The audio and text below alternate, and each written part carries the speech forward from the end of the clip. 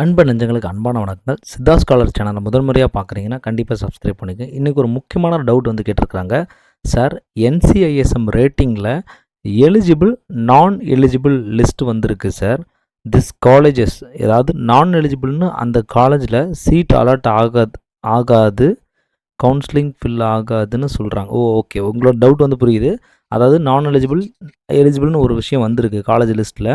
அப்புறம் இந்த காலேஜில் சீட் அலாட் ஆனால் கவுன்சிலிங்க்கு சீட் ஆட்டோமேட்டிக்காக ஃபில் ஆகாதுன்னு சொல்கிறாங்க. இதை பற்றி கொஞ்சம் டீட்டெயில்டாக வீடியோ போட முடியுமான்னு கேட்டிருக்கிறீங்க. இந்த மாதிரி ரொம்ப முக்கியமான விஷயம் தான் கண்டிப்பாக நம்ம சேனலில் கொஞ்சம் டெக்னிக்கலான விஷயத்தை கண்டிப்பாக ஷேர் பண்ணுறதுல கண்டிப்பாக நான் அதை வந்து கரெக்டாக பண்ணுவேன் அப்படின்ற ஒரு நம்பிக்கையில் நீங்கள் கேட்குறீங்க. கண்டிப்பாக அதை வந்து ஷேர் பண்ணுறேன்.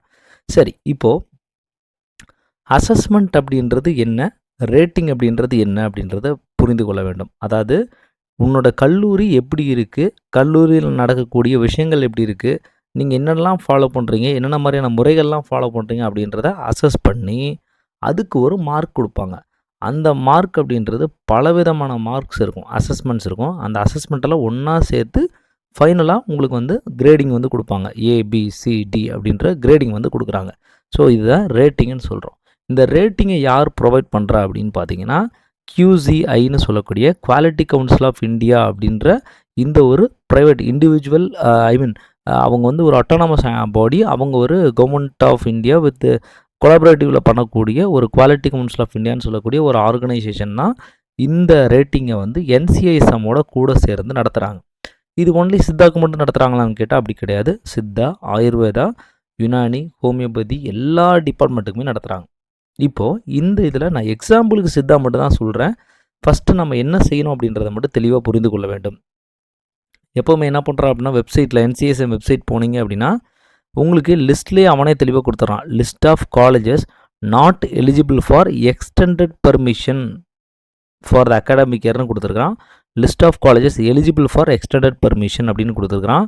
அப்புறம் list of total Siddha colleges across country என்ன இருக்குது, list of permitted Siddha colleges for the academic year as on 28/08/2025 அப்படின்னு ஒரு டேட்டா கொடுத்துருப்பான்.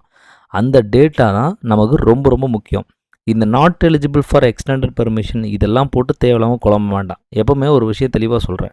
சரி, இப்போ இந்த ஸ்டேஜுக்கு போன பிறகு ஒரு ஃப்ரேமிங் ஒர்க் அப்படின்றது என்னென்ன பார்க்குறான். ஏன்னா அப்போ தான் உங்களுக்கு அந்த பேஸ் எதுக்காகன்றது புரியும். அப்போ ஒரு அசஸ்மெண்ட் அப்படின்றது ஃபஸ்ட்டு ஆப்ரேஷனல் டெஃபனேஷன், என்சிஐஎஸ்எம் என்ன சொல்கிறான் அப்படின்ற ஒவ்வொருத்துக்கும் டெஃபனேஷன். அப்புறம் கூடவே ஃபஸ்ட்டு கரிக்குலம், உங்களோட காலேஜில் இருக்கக்கூடிய கரிக்குலம் எப்படி இருக்குது, உன்னோட சிலபஸை ப்ராப்பராக எப்படி ஃபாலோ பண்ணுறாங்க. செகண்ட் க்ரைட்டீரியா ப்ராக்டிக்கலாக ஹேண்ட்ஸ் ஆன் எக்ஸ்பீரியன்ஸாக, கிளினிக்கல் எக்ஸ்பீரியன்ஸாக எப்படி நீ சொல்லிக் கொடுக்குற அப்படின்ற விஷயம். இந்த ப்ராக்டிக்கல் அப்படின்றது ஃபஸ்ட் இயரில் தொடங்கி ஹேண்ட்ஸ் ஆன் ட்ரைனிங் அப்படின்றது ஒரு செகண்ட் இயர் தேர்ட் இயரில் வரும். கிளினிக்கல் எக்ஸ்பீரியன்ஸ் அப்படின்றது ஒரு ஃபைனல் இயரில் வரக்கூடிய ஒரு விஷயம். அப்புறம் டீச்சிங் என்விரான்மெண்ட் எப்படி இருக்குது, ஃபிசிக்கலாகவும் சைக்காலஜிக்கலாகவும் ஆக்குபேஷனலாகவும் எப்படி இருக்குது அப்படின்னு அசஸ் பண்ணணும். ஸ்டூடெண்ட்டோட அட்மிஷன் எப்படி இருக்குது, கம்ப்யூட்டர்ஸ் எப்படி இருக்குது, அவங்களுடைய அடுத்தடுத்த ஸ்டேஜுக்கு போகக்கூடிய ப்ரோக்ரஷன் எப்படி இருக்குது அப்படின்றத தெரிந்து கொள்ள வேண்டும். Human resource for teaching learning ப்ராசஸ்லாம் எப்படி இருக்குது, பாலிசிஸ்லாம் அசஸ்மெண்ட் பாலிசிஸ்லாம் ப்ராப்பராக இது பண்ணி அதை வந்து ஃபார்மேட்டிவ் அசஸ்மெண்ட், சம்மேட்டிவ் அசஸ்மெண்ட்னு உங்களோட சிலபஸில் ஒரு விஷயம் இருக்குது, அதை ரெகுலேட் பண்ணுவாங்க, அதை செக் பண்ணுவாங்க. அப்புறம் ரிசர்ச் அவுட்புட்ஸ் அண்ட் இம்பேக்ட், இதை என்னென்ன மாதிரியான கிளினிக்கல் சம்மந்தமான விஷயமோ என்ன ரிசர்ச் அவுட்புட்ஸ் வந்து கொண்டு வந்து அதில் என்ன மாற்றத்தை கொண்டு வந்திருக்கிறீங்க.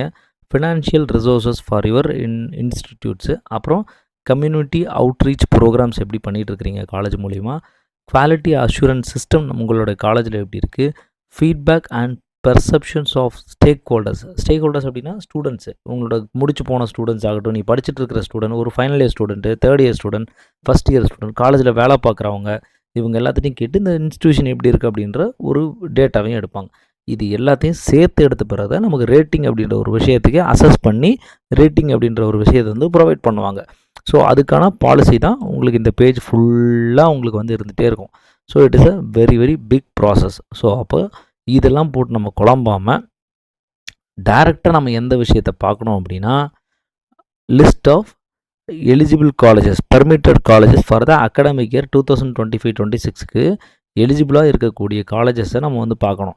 சரி, இப்போ ஏன் சார் இந்த நாட் எலிஜிபிள் அப்படின்ற லிஸ்ட்டை வந்து நீங்கள் பெருசாக கன்சிடர் பண்ணலை, இது ஏன் வேண்டான்னு சொல்கிறீங்க. இப்போ கவர்மெண்ட்டே வந்து வெப்சைட்லேயே லிஸ்ட் ஆஃப் இன்எலிஜிபிள் நான் எலிஜிபிள் லிஸ்ட் ஆஃப் காலேஜஸ்ன்னு கொடுத்துருக்கான். அது ஏன் அப்படின்னா, அந்த எலிஜிபிள் லிஸ்ட்டு நான் எலிஜிபிள் அப்படின்னா ஒரு இன்ஸ்டியூஷன் மோர் தென் வந்து யூஜி அந்த பெர்மிஷனோட மோர் தென் ஒரு 4 இயர்ஸ் 5 இயர்ஸ் ரன் ஆனால் தான் இந்த மாதிரி டேட்டாஸை முழுமையாக எடுக்க முடியும். அப்படி இல்லைனா அரைகுறையாக எடுத்து அதை போட்டோன்னா அந்த காலேஜ் லீஸ்ட் காலேஜஸாக தான் அது காட்டப்படும். அப்படின்றப்போ அவங்களே ஒரு ஜென்ரலாக ஒரு க்ரைட்டீரியா வச்சுருக்கிறாங்க.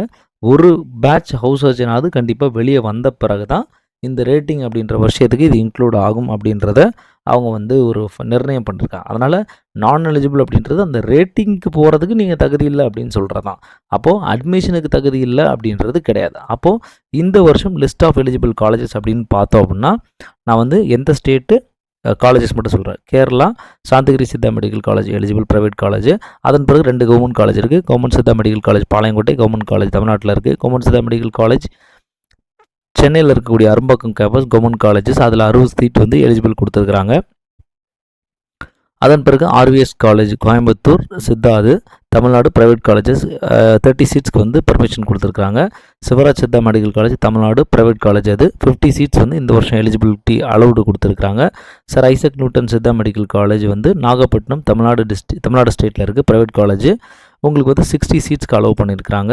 Sudha Sasindran Siddha medical college Kanniyakumari district களிக்காவளையில் இருக்குது தமிழ்நாடு ஸ்டேட் பார்டர் இது. ஸோ 50 சீட்ஸ்க்கு எலிஜிபிள் கொடுத்துருக்குறாங்க. இந்திரா கணேசன் சித்தா மெடிக்கல் காலேஜ் வந்து மணிகண்டம் திருச்சியில் இருக்குது தமிழ்நாடு ஸ்டேட்டில் வந்து வரும்.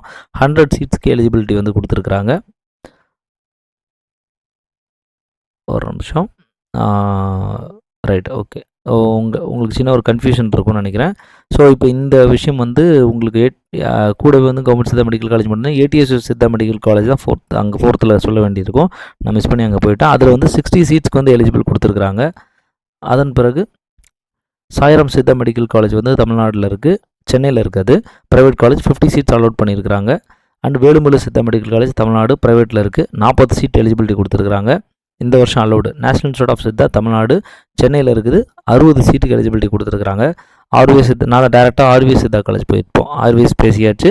சிவராஜ் சித்தா மெடிக்கல் காலேஜ் பேசியாச்சு. அதன் பிறகு Maria Siddha medical college Thiruvattar Nagercoil Kanniyakumari டிஸ்ட்ரிக்டில் வந்திருக்கு தமிழ்நாடு ஸ்டேட்டு 100 சீட்டுக்கு பர்மிஷன் கொடுத்துருக்குறாங்க. JSA Siddha medical college Ulundurpet 60 சீட்டுக்கு எலிஜிபிலிட்டி கொடுத்துருக்குறாங்க தமிழ்நாட்டில் இருக்குது. தமிழ்நாடு நந்தா சித்தா மெடிக்கல் காலேஜ் ஈரோடு டிஸ்ட்ரிக்டில் இருக்குது 60 சீட்டுக்கு எலிஜிபிலிட்டி கொடுத்துருக்குறாங்க. Excel Siddha medical college Kumarapalayam தமிழ்நாட்டில் இருக்குது ப்ரைவேட் காலேஜ் இது 60 சீட்ஸ் எலிஜிபிலிட்டி கொடுத்துருக்குறாங்க. அன்னை சித்தா மெடிக்கல் காலேஜ் பார்த்தாச்சு 70 சீட் கொடுத்துருக்குறாங்க அன்னைக்கு. சர் ஐசக் நியூட்டனுக்கு வந்து பார்த்திங்கன்னா 60 சீட் கொடுத்துருக்குறாங்க. சுதா சசீந்திரன் 50 சீட் கொடுத்துருக்குறாங்க. ஏன்னா இது ஆல்ரெடி சொல்லிட்டோம், அதனால் ஸ்கிப் பண்ணிட்டு போகிறேன். இந்திரா கணேசன் 100 சீட்டு கொடுத்துருக்குறாங்க. ஸோ இது மாதிரி டோட்டல் 16 காலேஜஸ் சித்தாவில் வந்து எலிஜிபிலிட்டி லிஸ்ட்டில் வந்து இருக்குங்க. ஸோ தயவுசெய்து இந்த மாதிரியான கொஞ்சம் புரியலன்னா நீங்கள் இந்த மாதிரி கமெண்ட்டில் கேட்குறது எனக்கு ரொம்ப ரொம்ப ஈஸியாக இருக்குது. ஸோ இந்த இதை புரிய வைக்கிறது கண்டிப்பாக என்னுடைய கடமையாகும். ஸோ அந்த விஷயத்தை செஞ்சுருக்கேன் அப்படின்றது சந்தோஷம். ஸோ அப்படி போட்டு பயப்படாதீங்க. உங்களோட கவுன்சிலிங் லிஸ்ட்லேயே உங்களோட ப்ரௌச்சரில் லிஸ்ட் ஆஃப் காலேஜஸ் என்ன இருக்கோ அதுதான் ஃபைனலாக வைக்கணும். சும்மா ஆன்லைனில் அந்த வெப்சைட்டில் பார்த்தேன் இந்த வெப்சைட்டில் பார்த்தேன்றதை ஃபைனலாக வைக்காதீங்க. நீங்கள் ஃபைனலாக வைக்க வேண்டியது உங்களோட ப்ரௌச்சரில் என்ன இருக்குது அல்லது இப்போ நான் சொன்னேன்ல இந்த பிடிஎஃப்பில் என்ன இருக்குது அப்படின்றது தான் முக்கியம். ஸோ முடிஞ்சால் ஒரு பேஜும் நீங்கள் ஸ்க்ரீன்ஷாட் பண்ணி நான் பேசுகிறப்ப ஸ்க்ரீன்ஷாட் பண்ணி எடுத்துட்டிங்கன்னா செலெக்ஷனுக்கு உங்களுக்கு ரொம்ப யூஸ்ஃபுல்லாக இருக்கும் அப்படின்ற ஒரு விஷயத்தை இந்த வீடியோ மூலிமா தெரிவித்துக் கொள்கிறேன்.